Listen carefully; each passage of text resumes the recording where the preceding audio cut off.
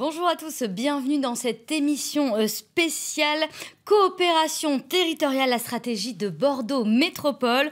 On est ensemble environ pendant 1 heure pour parler des partenariats qui sont développés par Bordeaux Métropole avec les territoires voisins. Et au menu de cette émission, on va parler de mobilité bien sûr, mais aussi de tourisme, d'alimentation et d'attractivité économique. Avec moi sur ce plateau aujourd'hui, le président de Bordeaux Métropole, Alain Anziani. Bonjour. Autre invité, cette fois, c'est Céline Papin. Vous êtes la vice-présidente de Bordeaux Métropole en charge de l'équilibre des territoires. Bonjour. Alors aujourd'hui, on va parler des coopérations territoriales, c'est-à-dire des partenariats qui sont développés par Bordeaux Métropole avec les territoires voisins, on vient de le dire. Pouvez-vous, Alain Anziani, pour commencer, nous expliquer plus en détail de quoi il s'agit ? Je crois qu'on part d'abord d'un double constat. Le premier, c'est que on a des relations difficiles avec les territoires voisins qui considèrent que la métropole est vorace, qu'elle monopolise les richesses, qu'elle capte tous les emplois, et même sans doute que la métropole fait preuve d'un peu de mépris vis-à-vis de ces territoires. Et puis le deuxième constat, c'est un peu l'inverse, c'est-à-dire que la métropole aujourd'hui accumule un certain nombre de difficultés, de nuisances, on le voit bien, et comment arriver à résoudre ça ? Et donc ça débouche sur une question simple. Il faut trouver des solutions communes. En fait, on a des problèmes communs avec les territoires voisins. La mobilité, je pense qu'on va en parler tout à l'heure. Mais ça peut être aussi l'habitat, ça peut être aussi le développement économique, ça peut être évidemment aussi le défi climatique. Comment on peut élaborer, construire avec les autres territoires des solutions communes ? Je crois que c'est ça l'intérêt de la coopération territoriale. Bordeaux Métropole œuvre déjà depuis 2016 au rapprochement de ces territoires voisins, notamment avec des liens de coopération, mais aussi avec les différentes agglomérations, bien sûr, qui sont autour. C'est une démarche qui était déjà entreprise, Alain Anziani, par les précédentes mandatures. On peut dire déjà peut-être ce qui a été fait. Oui, c'est une démarche qui a été entreprise par Alain Juppé en 2016. Il avait été aussi très marqué par le phénomène des Gilets jaunes et il se posait la question pourquoi Bordeaux est-il si peu aimé ? Pourquoi la métropole est-elle détestée ? Et donc Alain Juppé avait voulu changer les relations avec les autres territoires. Mais il avait une vision qui n'est pas la mienne, c'est-à-dire qu'il avait une vision de territoire beaucoup plus large. Et donc ce que Alain Juppé a initié, c'est d'abord des relations par exemple avec Angoulême, avec un programme très intéressant sur le papier, qui consistait à dire à un promoteur qui vient avec un programme sur Bordeaux, oui, d'accord, mais vous faites la même chose à Angoulême. Bon.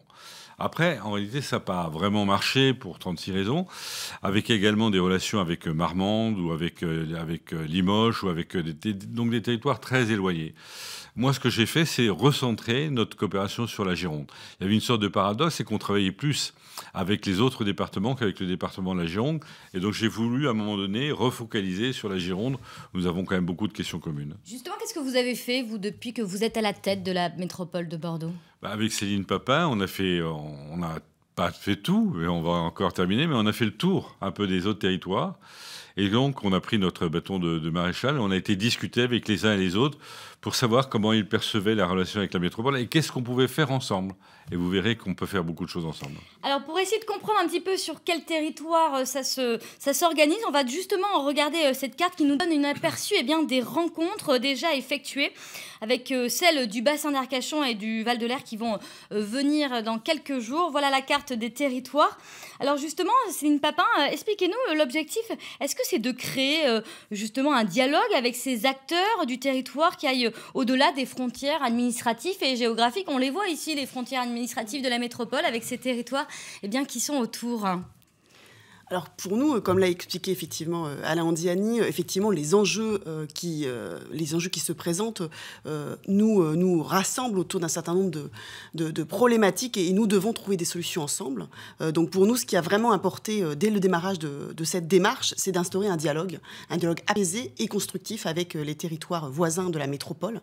Donc pour cela, il était important d'aller à leur rencontre, évidemment, dans les territoires, d'écouter aussi les spécificités de chaque territoire et surtout de ne pas être dans cette posture qui est souvent reprochée à la métropole, une posture un peu de domination en quelque sorte à l'égard des territoires voisins. Ce n'est pas du tout notre optique. On est vraiment dans un dialogue d'égal à égal et cet objectif de poser des bases aussi d'un dialogue serein et d'un dialogue constructif, c'est bien sûr, in fine, d'aboutir à des solutions pragmatiques aux problématiques que nous allons voir ensuite, très concrètes pour les habitants du territoire. Clairement, c'est l'idée du gagnant-gagnant, en fait. C'est ça qu'on veut montrer aussi. Oui, clairement, c'est de montrer que nous avons les uns et les autres des problématiques sur nos territoires, mais des problématiques qui se rejoignent, qui appellent des solutions à trouver ensemble. Je pense par exemple, bien sûr, aux mobilités, mais pas uniquement. Sur la question de l'alimentaire, par exemple, il y a des lieux de production agricole et nous, de notre côté, nous avons des outils tels que le MIN, le marché d'intérêt national, qui peut être un outil logistique très important. En effet, juste après. On peut juste revoir la carte peut-être pour vous nous expliquer les territoires que vous avez démarchés parce que peut-être que c'est important de comprendre justement comment vous avez segmenté tout ça. Oui, alors nous sommes allés déjà dans de nombreux territoires. Nous sommes allés dans le Médoc, en Haute-Gironde, dans le Grand Libournais, sur l'Entre-deux-Mers, bien sûr. Et également, nous allons aller prochainement au bassin d'Arcachon, Val-de-Lair. Donc des territoires qui ont des enjeux communs, mais évidemment avec à l'intérieur de chaque territoire aussi des spécificités. On va revenir du coup sur ces territoires. C'est une démarche de coopération, bien sûr, qui se veut donc complémentaire des actions qui sont déjà initiées par le département. Et du coup, on va écouter bien sûr le président du département, Jean-Luc Glaise, qui, selon lui, cette démarche de coopération territoriale est porteuse d'espoir. La démarche d'Allianz Ianni est une démarche tout à fait nouvelle de la part de Bordeaux Métropole et parfaitement bienvenue parce que jusqu'à présent, Bordeaux Métropole fonctionnait un petit peu en vase clos en Gironde alors que l'interdépendance et la complémentarité avec toutes les périphéries est absolument essentielle.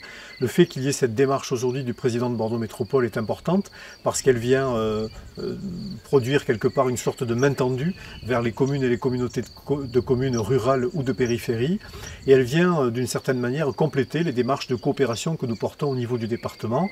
Nous, le département, nous avons un regard en considérant que la métropole fait partie du département comme les territoires périphériques et le fait que les deux puissent travailler ensemble est évidemment pour nous particulièrement bienvenu.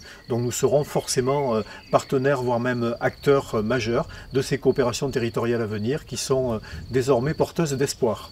On voit avec Jean-Luc Glaise que des liens ont donc été tissés avec les territoires voisins girondins dans le passé. Céline Papin, même au-delà. Alors maintenant, c'est une volonté d'aller au plus près, d'aller chercher encore ces partenariats. Oui, c'est une volonté parce que, avant tout, notre souci, c'est de répondre aux besoins des habitants métropolitains et des habitants extra-métropolitains. Et ces questions, ces problématiques qui se posent pour eux au quotidien, elles se posent à l'échelle du département. Donc pour nous, c'est vraiment notre priorité d'agir d'abord au plus près des enjeux. Alors justement, pour mieux comprendre encore les enjeux de cette démarche et puis comment elle est mise en œuvre bien sûr au quotidien par l'équipe dédiée, parce que sachez qu'il y a une équipe dédiée au sein de Bordeaux Métropole.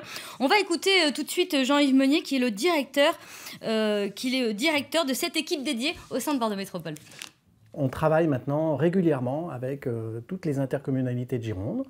Une première étape, ça a été de les rencontrer pour mieux se connaître. Et maintenant, on est dans cette phase, effectivement, de partager des actions de coopération. Qu'est-ce que ça veut dire? Ça veut dire, effectivement, rédiger un contrat entre nous, ça prend cette forme-là, et qui décline toutes nos intentions communes, et puis un programme d'action qui va ensuite se réaliser pendant plusieurs années. L'idée simple, au départ, c'est de dire que la métropole partage avec tous les territoires qui sont voisins d'elle-même toute une série de questions très pratiques en termes de circulation, en termes d'économie, en termes de demain, comment on peut améliorer l'alimentation. Et on partage ces questions ensemble parce que finalement, on partage le même territoire. À la métropole, on essaye effectivement de mettre des moyens en fonction de ces grands objectifs, de ces intentions. Donc il y a un service qui effectivement est dédié à ces coopérations territoriales, qui à la fois rencontre beaucoup les gens des territoires, comme je le disais, pour mieux se connaître, pour partager des questions.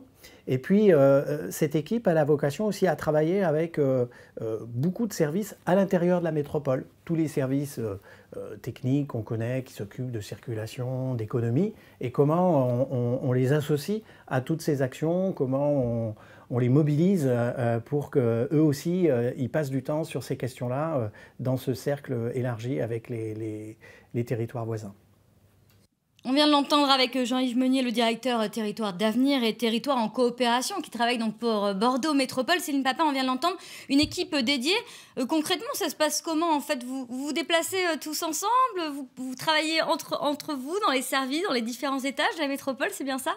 Oui, c'est ça, parce que l'enjeu, c'est aussi la transversalité, ne pas travailler en silo, mobiliser les équipes internes de Bordeaux Métropole, mais aussi les élus et les vice-présidents thématiques en charge des sujets sont pleinement mobilisés sur ce volet. Et puis après, évidemment, réunion technique entre les équipes de Bordeaux Métropole et les équipes des différents territoires pour avancer ensemble. Donc vous allez sur le terrain, vous vous rencontrez, c'est autour d'un café. On a assisté d'ailleurs, vous avez vu les images, on a assisté à beaucoup de ces rencontres. Racontez-nous comment ça se passe alors. Il y a eu des réunions, effectivement, des rencontres territoriales, je dirais, qui ont réuni des élus. Mais bien sûr, en parallèle, il y a des réunions techniques, de nombreuses réunions techniques entre nos équipes et les équipes des territoires pour approfondir les enjeux et les objectifs que nous avons définis ensemble. Et l'objectif, c'est vraiment d'avoir des objectifs précis et concrets parce qu'on est pleinement conscient que le besoin appelle des réponses rapides et pas des réponses pour dans 20 ans, bien sûr. Alors Diane, justement, on travaille entre les différents services. C'est aussi quelque chose que vous initiez dans ce projet, que tout le monde travaille ensemble? Oui, je crois d'ailleurs c'est une règle générale de l'action publique. On a trop tendance à travailler, je reprends l'expression, en silo, quoi. Chacun de son côté, on ne se parle pas, on ne sait pas ce que fait l'autre.